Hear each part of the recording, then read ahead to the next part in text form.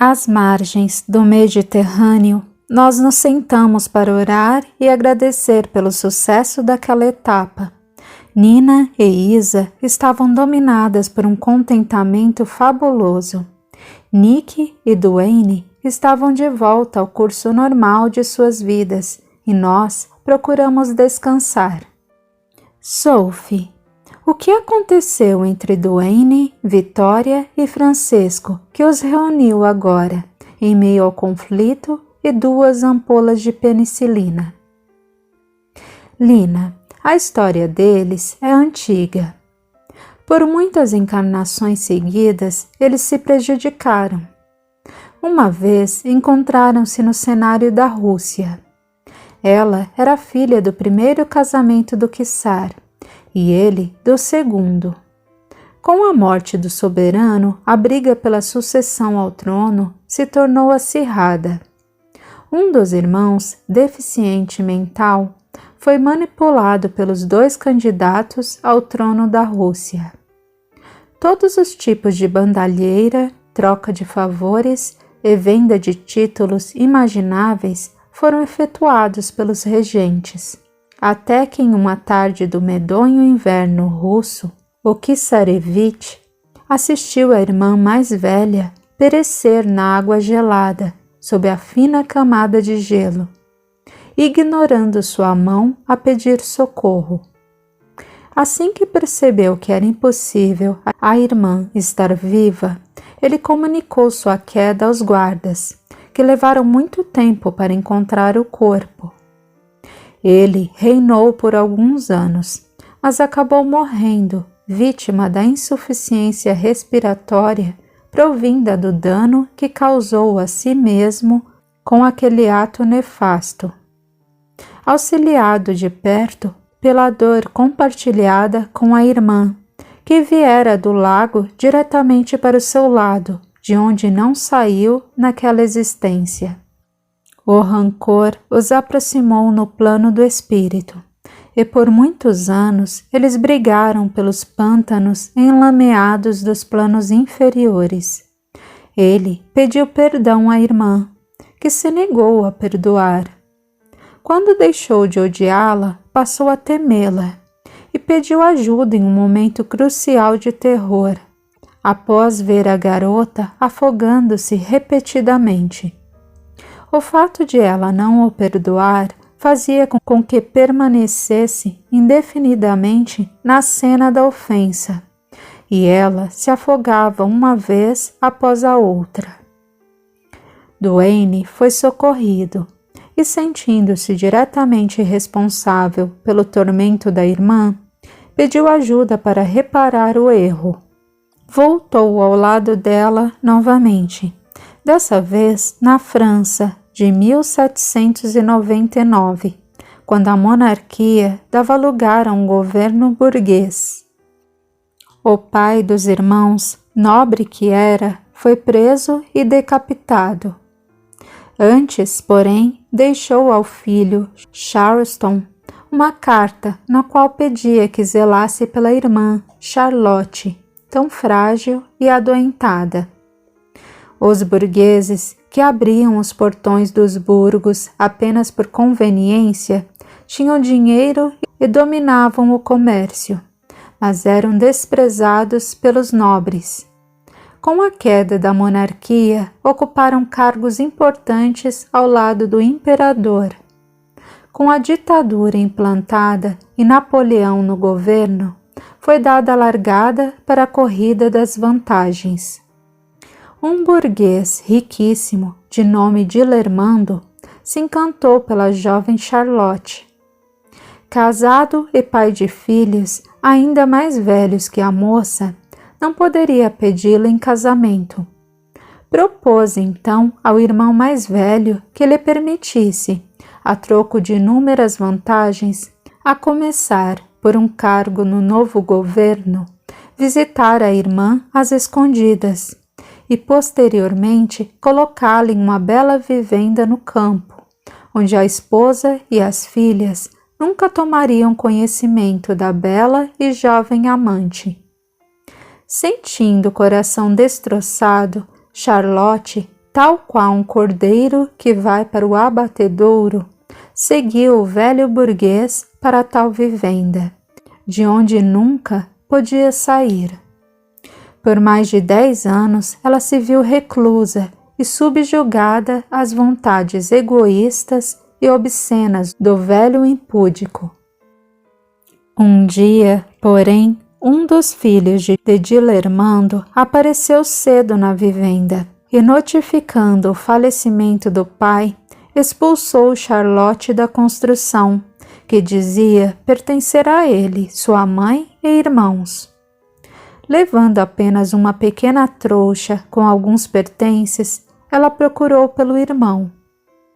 O coração disparava de alegria antecipada pelo reencontro, mesmo sabendo que ele havia permitido a Dilermando tirá-la de casa. Às portas da casa paterna, o irmão a viu pela janela e tomou um susto.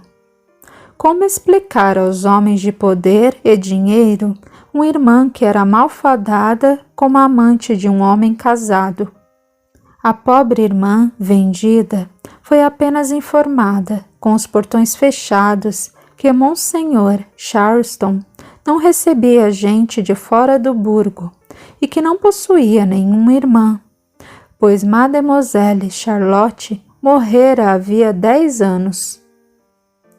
Olhando o irmão nos olhos através do vidro, ela sentiu um misto de ódio e decepção.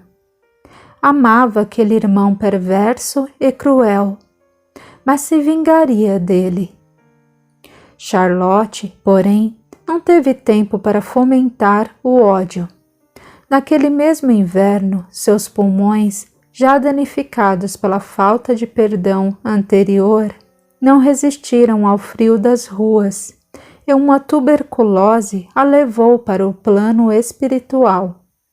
Seu corpo foi recolhido pelos carroções e enterrado como indigente com um monte de mendigos, prostitutas e malfeitores que apareciam mortos nas ruas de Paris todas as manhãs.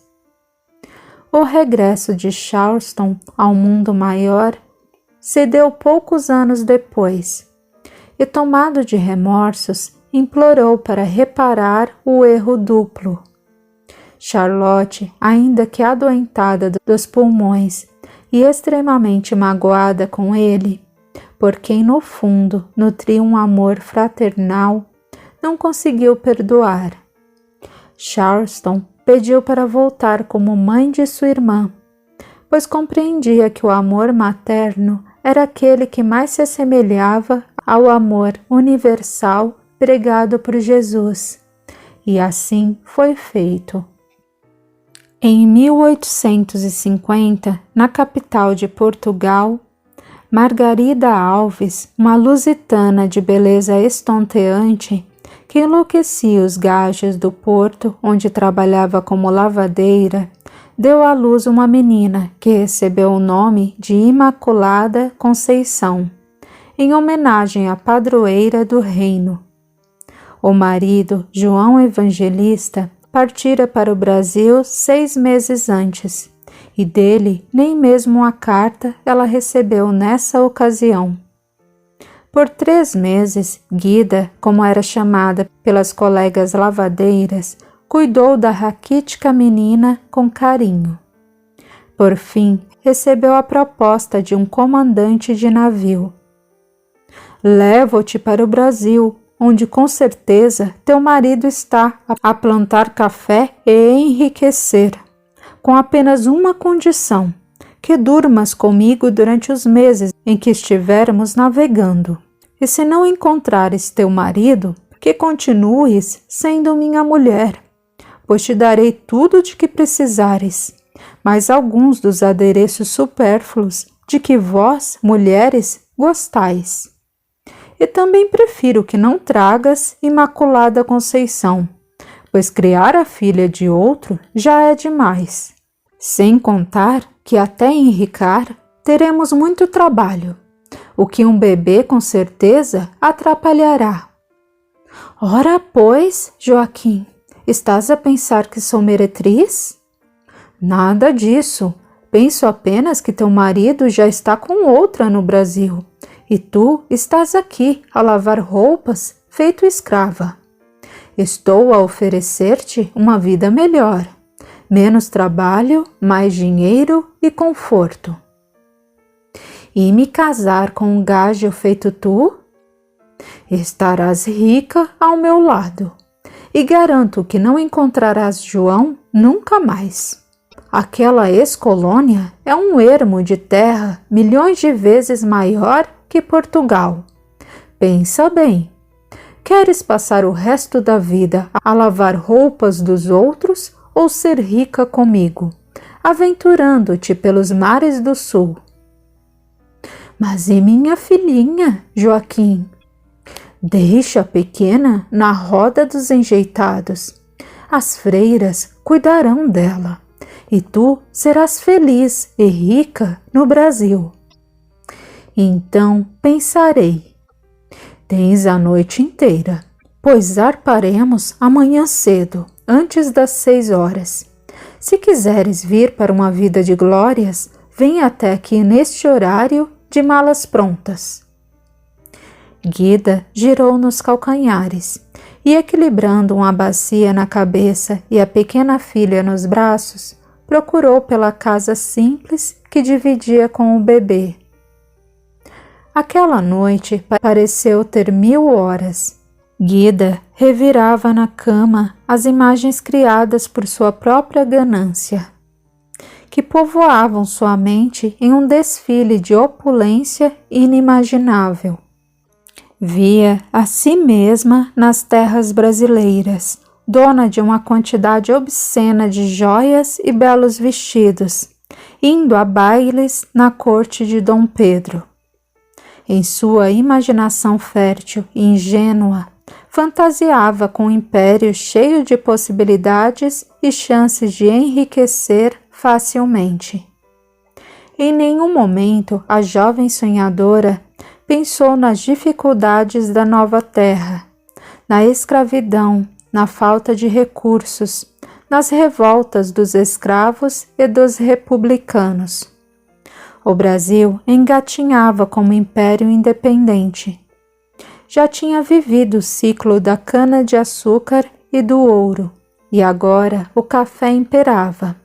Mas longe estava de ser a terra próspera das ilusões de Guida. E o marido? Seria possível encontrar o desnaturado que a abandonara no princípio de uma gravidez? Pouco importava, estaria amparada por Joaquim.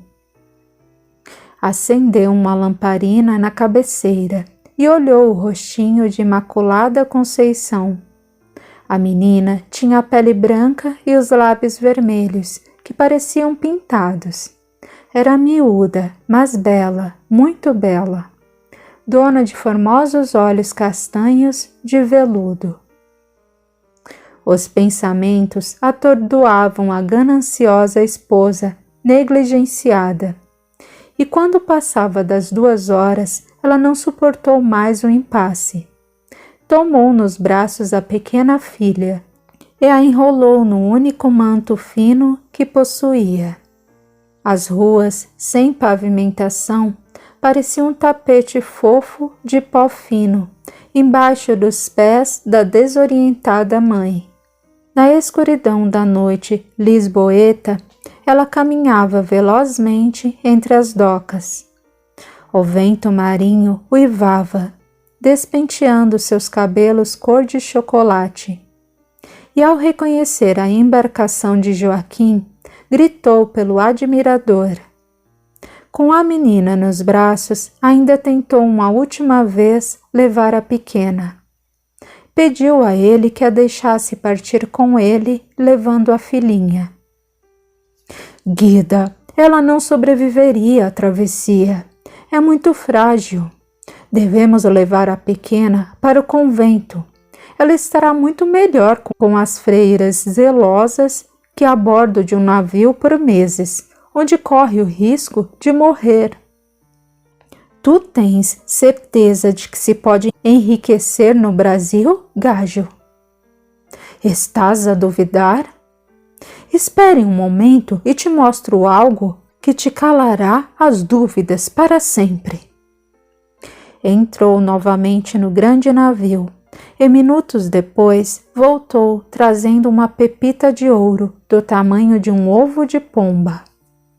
Colocou-a na mão de Guida e disse, sorrindo: olha o que encontrei lá na última viagem que fiz. Sem contar um monte de contos que consigo vendendo lá toda espécie de quinquilharias que levo da Inglaterra e França. Garanto-te, Guida, que bem antes de sentires saudades de Portugal, serás uma mulher rica. Guida respirou fundo e concordou. Joaquim a acompanhou até as portas do convento. Os muros de pedra eram altos e sombrios e o portão pesado. Havia uma imagem da Imaculada Conceição em um nicho incrustado na madeira maciça e ao lado dela a macabra roda dos enjeitados. Tratava-se de um artefato circular que girava ao redor de um eixo e, ao ser girado, atravessava a espessa muralha, levando o bebê para o lado de dentro, sem permitir ver quem deixava ou recolhia a criança. Imaculada foi deitada na roda em um sono tranquilo. A mãe lhe deu um beijo na testa e, com lágrimas nos olhos, girou a roda.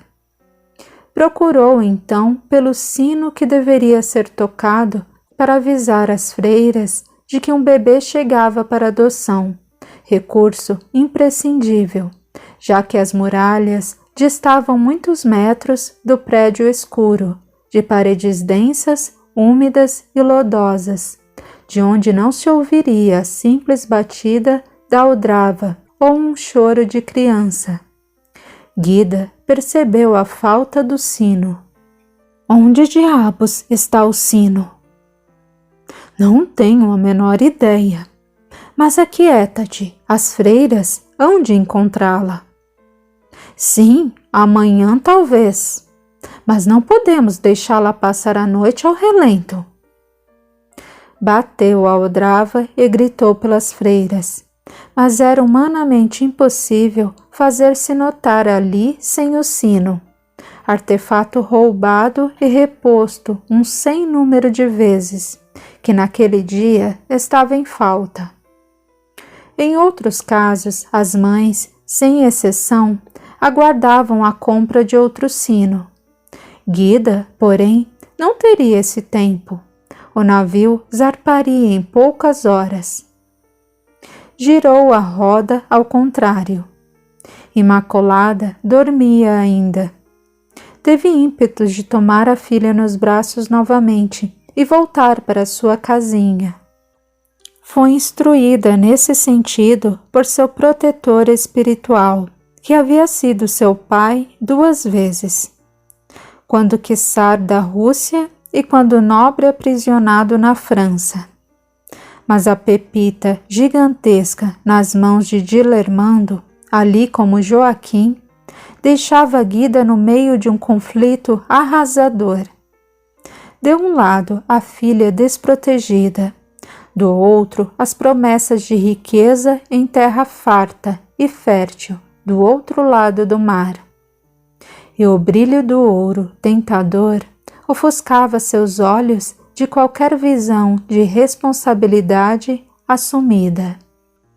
Se esta menina passar a noite aqui, pode morrer e tu falharás mais uma vez na intenção de curá-la de um mal causado por ti e alimentado por ela, que já dura por mais de 200 anos.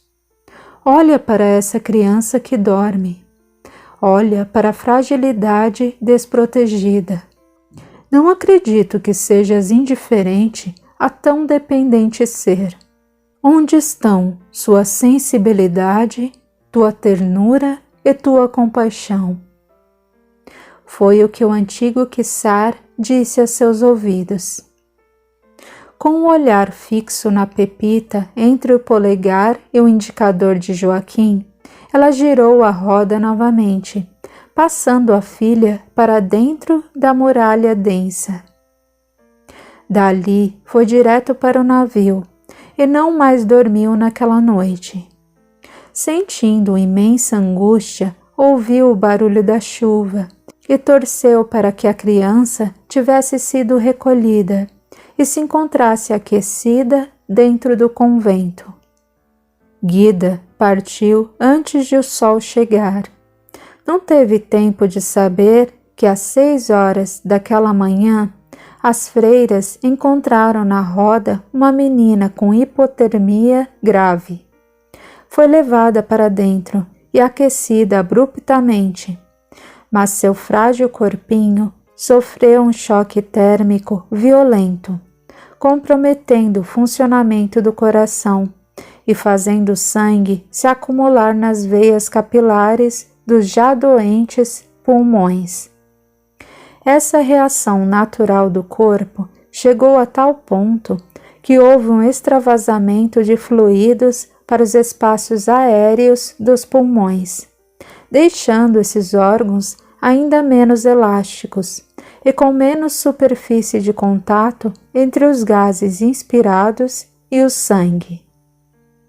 A pequena Imaculada Conceição Alves retornou ao plano do espírito, vítima de edema pulmonar, naquela mesma data, antes da metade do dia. Na hora extrema, o frei que lhe deu a bênção final chamou-a de Maria de Jesus. Na cova, nos fundos do convento, o corpinho sem vida foi posto com carinho. Em algum ponto do Atlântico, Guida tentava acreditar que fizera o certo e que depois de fazer fortuna voltaria e encontraria a filha, que viveria como rainha ao lado da mãe milionária. Fingindo acreditar nisso, ficou em paz, uma paz falsa e superficial, e esqueceu o erro repetido. Guida nunca enriqueceu, nem encontrou João Evangelista. Trabalhou arduamente no garimpo e nas lavouras de café na divisa entre São Paulo e Minas Gerais. Abandonada por Joaquim, que voltou para Portugal levando todo o dinheiro e uma bela mulata de olhos verdes, ela habitou uma pequena tapera com chão de terra batida, sem nenhum recurso básico, onde veio a desencarnar doente do coração, na mais absoluta miséria e indigência. Mais doente ainda ficou essa alma, que era Duane, no plano imaterial, quando se inteirou do fracasso da última missão terrena. Logo que recuperado, dedicou-se à irmã. Aceitou vir em meio à guerra, enfrentando qualquer proposta. Estava no limite do pêsar, da mágoa e do desalento para consigo mesmo. Ao ter conhecimento da chegada da penicilina ao plano físico e ser informado de que era uma droga capaz de curar os pulmões físicos e, consequentemente, os danos espirituais desses órgãos da irmã, ele se animou. Planejou com minúcias o encontro com ela e com João Evangelista, que por ter abandonado a filha, se comprometia agora a vir como Francesco e amparar e cuidar da neta, que nasceria e ficaria órfã nos tempos difíceis, chamado de entreguerras. Graças ao esforço dos três e à colaboração de Isa, com quem eles têm laços antigos, Vitória está curada dos pulmões, e isso não se deve apenas à penicilina, deve-se também e principalmente ao fato de ela ter perdoado de coração o inglese, entre aspas, e dedicado a ele, mais uma vez, o amor fraternal,